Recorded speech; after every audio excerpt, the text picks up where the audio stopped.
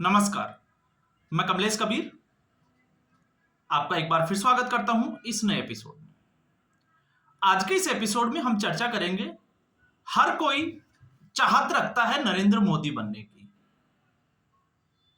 तो फिर सवाल यह है कि नरेंद्र मोदी जब कुछ है नहीं तो बनना ही क्यों है नरेंद्र मोदी।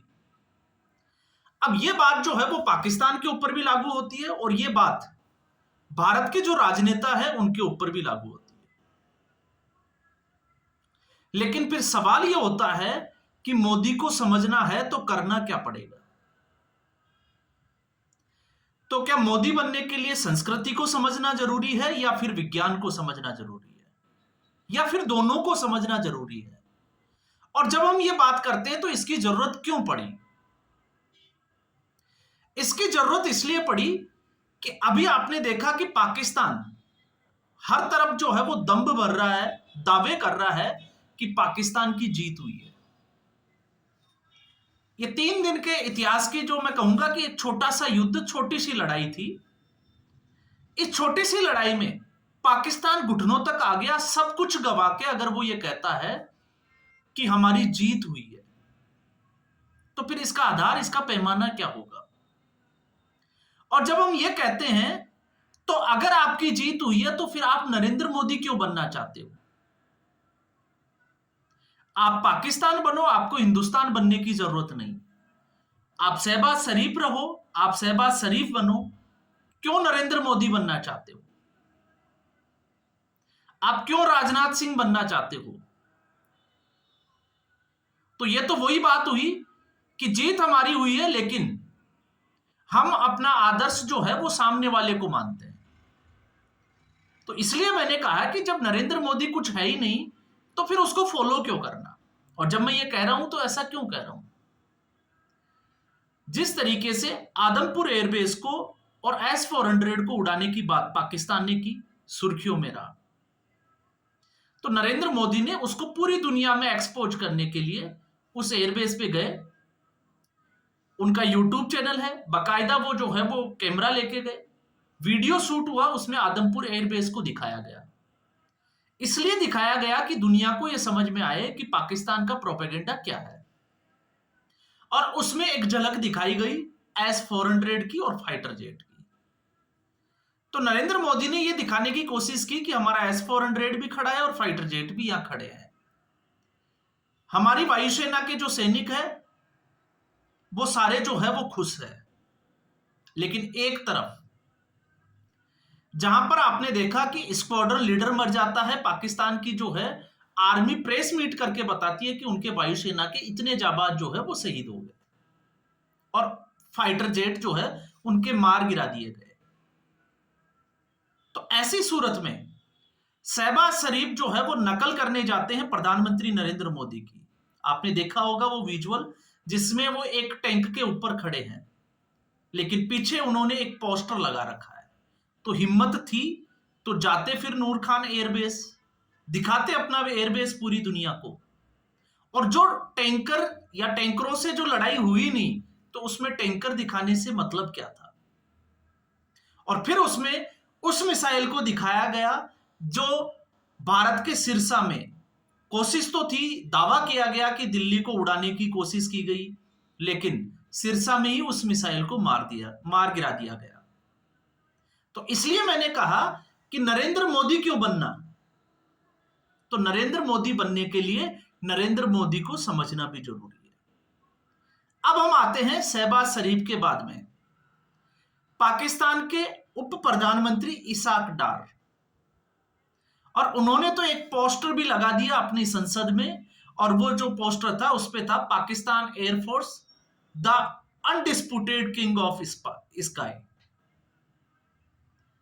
अब आप सोच के देखोगे, हो सकता है इस सेंटेंस से आपको हंसी आए लेकिन ऐसा किया गया।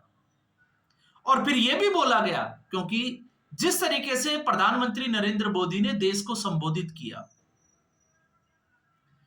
तो उस संबोधन में प्रधानमंत्री नरेंद्र मोदी ने जिस अंदाज में अपनी बातें रखी, चाहे वो आतंकवाद को लेकर पहली बार पाकिस्तान का नाम लेना हो, फिर चाहे यह कहना हो कि या तो पानी बहेगा या खून बहेगा, दोनों एक साथ नहीं बहेंगे।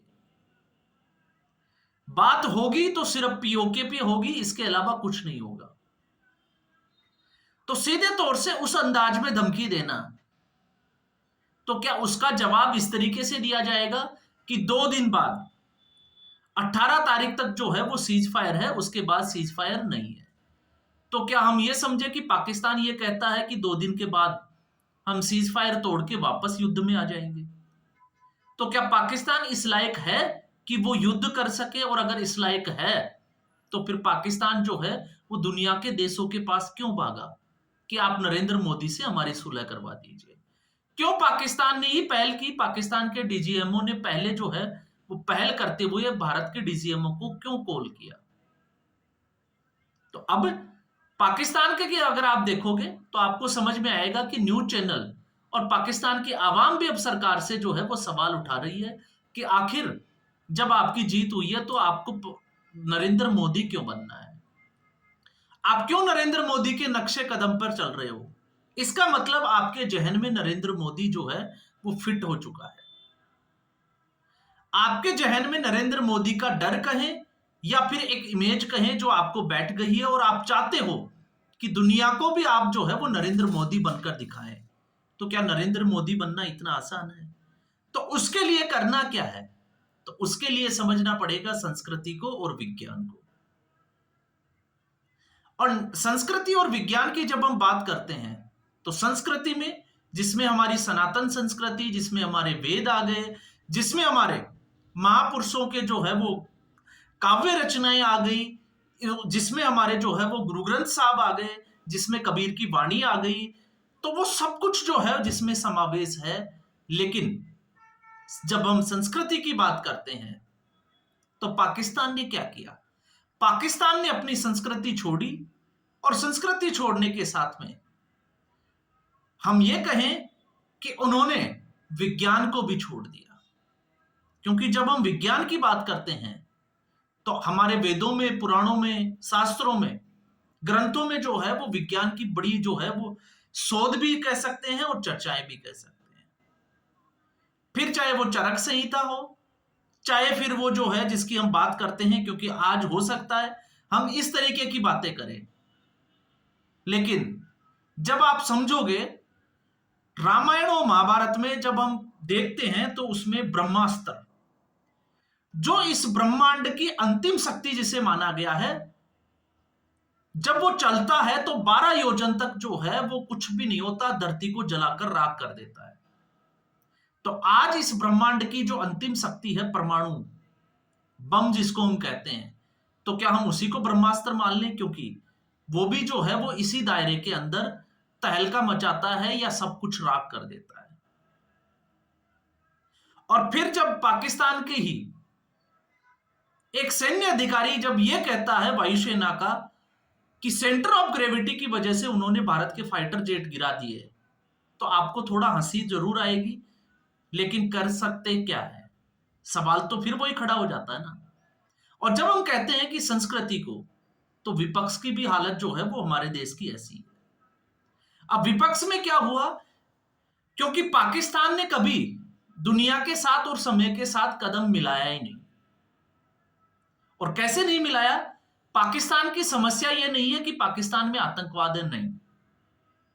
हम जो है वो हर बार इसका आकलन करते हैं, लेकिन पाकिस्तान की जड़ की जो समस्या है वो ये है कि पाकिस्तान ने कभी विज्ञान की तरफ जो है वो झांक कर देखने की कोशिश ही नहीं की। उसने दुनिया को समझने की कोशिश ही नहीं की। उन्होंने अपने आप के लिए एक दायरा तैयार किया और वो दायरा था कुरान से बाहर हम झांक नहीं सकते और उर्दू से ज्यादा जो है वो हम पढ़ नहीं सकते। तो आज भी स्थिति यही है कि जब मदरसों से ये लोग निकलेंगे, चाहे वो इसाक डार हो, शहबाज शरीफ हो, तो फिर मुझे लगता है कि फिर प्रधानमंत्री नरेंद्र मोदी बनना जो है वो उनके लिए बहुत मुश्किल है। आप समझ रहे होंगे मेरा इशारा क्या है।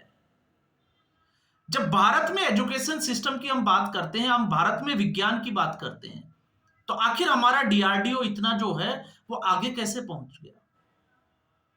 आखिर हमारा इसरो जो है वो चांद तक कैसे पहुंच जाता है? आखिर गूगल का सीईओ जो है वो भारत से क्यों होता है? वर्ल्ड बैंक में जो है वो भारत के बड़े बड़े अधिकारी जो है वो भारत के क्यों हैं? व्हाइट हाउस में जो है वो भारतीय कैसे पहुंच जाते हैं और दुनिया के बेस्ट डॉक्टर में भारत के डॉक्टर क्यों आते हैं? क्योंकि उन्होंने समय के साथ चलना सीखा, उन्होंने समय को समझा, उन्होंने विज्ञान को समझा। लेकिन पाकिस्तान, कुरान और जिहाद, जो ये कॉन्सेप्ट है कि आप काफिरों को मारोगे तो आपको जन्नत में बेहतर हूरें मिलेगी, इससे बाहर निकल ही नहीं पाया। और उस जनरेशन से अगर हम ये उम्मीद करें कि वो तार्किक होकर कोई बात करेगी, तो मुझे नहीं लगता कि उसकी उम्मीद करना जो है वो सही है। वो कितने ही घुटनों पर आ जाएं, चाहे खाने को दाने नहीं हो, लेकिन फिर भी वो ठीक इसी तरीके की हरकतें करेंगे जिस तरीके की वो करते आए हैं। तो आपने देखा, शहबाज शरीफ चले तो थे मोदी बनने, लेकिन 14 करोड़ दे बैठे मसूद अजहर को।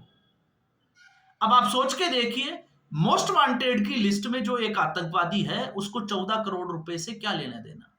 और अगर उसको 14 करोड़ रुपए सहायता राशि दी गई है, तो वो उस पैसे का क्या करेगा जब उसका पूरा परिवार खत्म हो गया? तो वो पैसा इस्तेमाल करेगा जिहाद में। तो पाकिस्तान भारत बनने की कोशिश करे तो ये थोड़ा सा जो है वो ज्यादती होगी। तो पाकिस्तान को पाकिस्तान ही रहने दे तो मुझे लगता है कि ज्यादा बेटर होगा।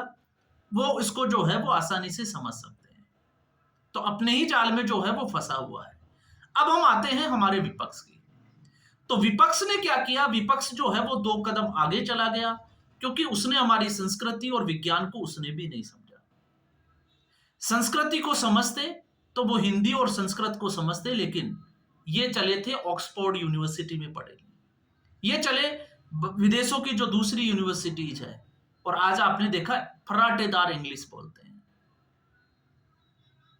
लेकिन क्या उस आबादी को, क्या उस हिस्से को समझाने में कामयाब हो जाते हैं जो जिनको इंग्लिश आती नहीं है, या फिर हम कहें कि वो भारत की संस्कृति को समझ ही नहीं पाते? और दिन रात वो भी जो है वो एक ही जो है वो नाम लेते हैं, वो है नरेंद्र मोदी। तो फिर सवाल तो फिर हमारे विपक्ष के लिए भी यही है कि जब नरेंद्र मोदी कुछ नहीं है, तो फिर नरेंद्र मोदी का नाम ही क्यों? और हर जगह विपक्ष के आप किसी भी नेता से देख लीजिए, उसका टारगेट है नरेंद्र मोदी। तो नरेंद्र मोदी ही क्यों? और ठीक इसी तरीके से डोनाल्ड ट्रंप को आप देख लीजिए, वो भी जो है वो चाहता है कि वो नरेंद्र मोदी बने। तो क्या नरेंद्र मोदी बनना इतना आसान है कि रसिया और यूक्रेन के युद्ध के बीच में, दोनों देशों के बीच में युद्ध चल रहा हो और वो रसिया से भी बात करता हो और यूक्रेन से भी बात करता हो, वो रसिया भी जाता हो, वो यूक्रेन भी जाता हो, और चलते हुए युद्ध को 4 घंटे तक रुकवा के अपने छात्रों को, देश के लोगों को जो है वो बाहर से निकाल लाता हो? तो क्या ऐसा डोनाल्ड ट्रंप कर सकता है, जो आज दुनिया में जो है वो शांति की बात करता है? तो शांति की बात वही कर सकता है जिसने वसुदेव कुटुंबकम को समझा हो। और वसुदेव कुटुंबकम को समझना है तो फिर भारत की संस्कृति और भारत के विज्ञान को समझना पड़ेगा। और जब तक इन दोनों का तालमेल नहीं होगा, फिर चाहे वो पाकिस्तान हो, फिर चाहे हमारा विपक्ष हो, या फिर डोनाल्ड ट्रंप ही क्यों ना हो, कोई भी देश, कोई भी पार्टी, ना वो भारत बन सकते हैं, ना वो नरेंद्र मोदी बन सकते हैं। तो सवाल जो है वो बहुत सारे हैं, और सवाल जो है मैं आप लोगों के लिए भी छोड़ता हूं कि आपको क्या लगता है, आखिर विपक्ष जो है वो कहां चूक रहा है? पाकिस्तान से तो हम उम्मीद ही नहीं कर सकते, तो क्या डोनाल्ड ट्रंप भी वही गलती कर रहा है जो भारत का विपक्ष कर रहा है? तो राय जो है वो आपकी होगी। तो फिलहाल इस एपिसोड में इतना ही, फिर हम एक नए एपिसोड के साथ हाजिर होंगे। तब तक के लिए धन्यवाद।